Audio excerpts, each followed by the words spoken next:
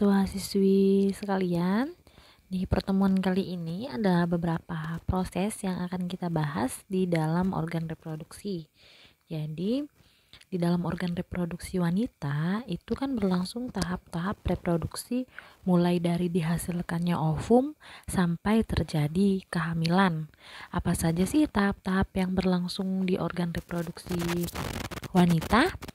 Oke, jadi mekanismenya itu yang pertama, sebulan sekali itu kan ovarium melakukan ovulasi, yaitu pengeluaran sel telur matang berupa oosit sekunder.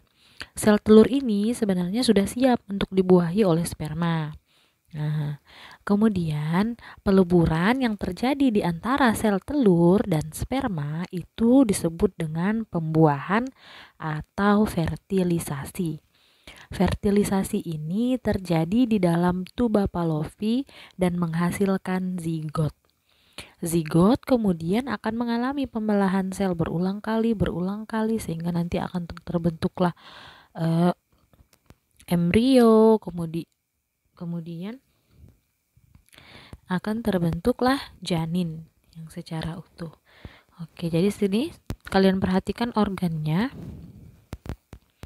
Ini yang pertama kita perhatikan, ini adalah sel ovarium. Nanti di sini akan dihasilkan sel telur.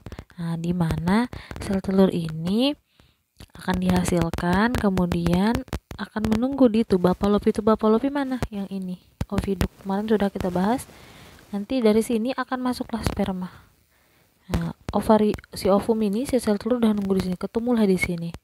Terjadi proses fertilisasi. Setelah terjadi proses fertilisasi, akan menempel di sini, ini di rahim hasilnya. Nah, akan menghasilkan zigot, kemudian lama-lama akan berkembang, mengalami pembelahan sel dan terbentuklah janin. Oke, bisa kalian perhatikan lagi prosesnya.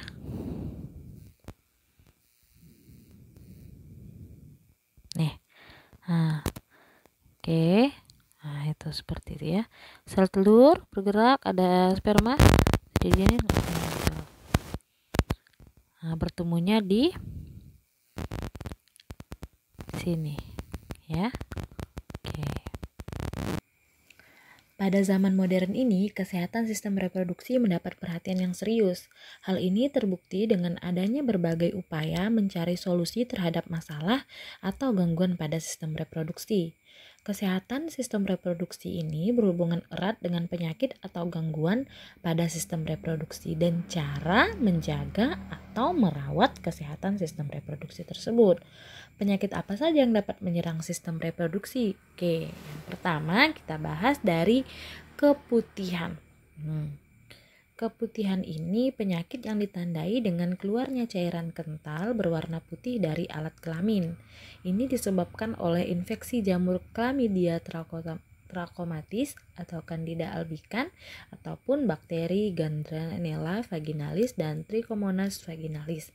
Pencegahannya dengan cara menjaga kelembapan alat kelamin. Kemudian yang kedua ada gonorrhea atau gonorrhea biasanya disebut, atau kencing nanah. Nah, penyakit yang ditandai dengan keluarnya nanah dari saluran kencing sehingga terasa sakit saat buang air kecil. Biasanya kalau penderita gonorrhea ini kalau misalnya mau buang air kecil itu rasanya tuh seperti kebakar gitu, panas.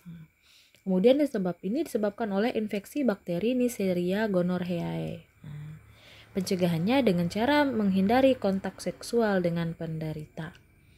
Kemudian ketiga ya, ada sifilis atau raja singa. Nah, penyakit yang ditandai dengan timbulnya luka pada alat kelamin, rektum, lidah atau bibir tetapi tidak terasa sakit. Ini disebabkan oleh infeksi Treponema pallidum. Nah, pencegahannya dengan cara menghindari kontak langsung antara luka di kulit dengan selaput lendir atau cairan tubuh penderita. Kalau gonorrhea ini, kalau misalnya ini kan tadi kan terdapat infeksi akibat bakteri ya. Jadi biasanya selain keluar nanah juga bisa, Ini juga biasanya disebut raja singa. Kenapa? Karena dia terjadi pembengkakan pada skrotum.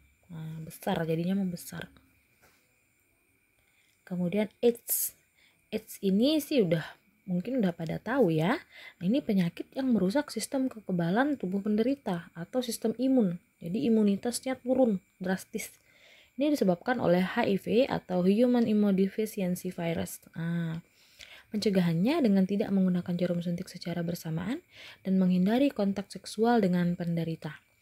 Kemudian herpes genitalis, penyakit yang ditandai dengan timbulnya bintil-bintil berisi cairan di alat kelamin, dubur, atau mulut dan terasa sakit.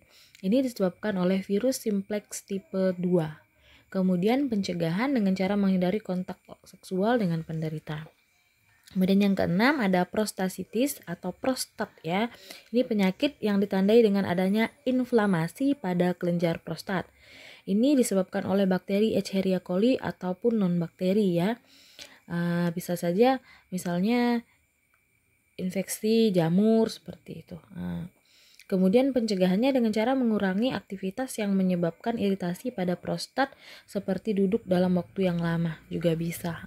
Jadi bisa aja dari kegiatan fisik ataupun terkena benda-benda yang keras seperti itu. Kemudian epididymitis, penyakit yang ditandai dengan peradangan pada epididymis. Ini disebabkan oleh iritasi zat kimia, komplikasi prostatektomi atau bakteri coliform dan infeksi klamidial. Ini pencegahannya dengan cara menghindari bergonta-ganti pasangan seksual. Kemudian bagaimana upaya untuk pencegahan dari penyakit reproduksi ini?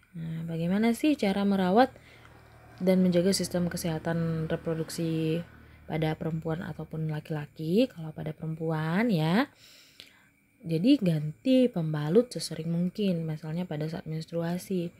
Apalagi kalau misalnya pada awal-awal haid itu alangkah bagus jika mengganti 2-3 jam sekali. Ini untuk menghindari infeksi bakteri, jamur dan lain-lain karena kelembapan tidak terjaga ya. Kemudian menghindari penggunaan sabun pembersih kewanitaan secara terus-menerus. Jadi jangan terlalu sering menggunakannya. Kemudian untuk laki-laki yang pertama mengurangi kebiasaan mandi dengan air panas. Karena kalau menggunakan air panas itu suhu dari testis juga akan mengalami perubahan sehingga pembentukan sperma juga akan mengalami penurunan. Kemudian yang kedua melindungi testis selama beraktivitas karena organ luar ya. Jadi sedangkan itu adalah tempat dihasilkannya sperma. Jika misalnya terjadi benturan atau hal yang tidak diinginkan itu berbahaya sekali. Kemudian menghindari minuman beralkohol dan rokok. Oke, sampai di situ.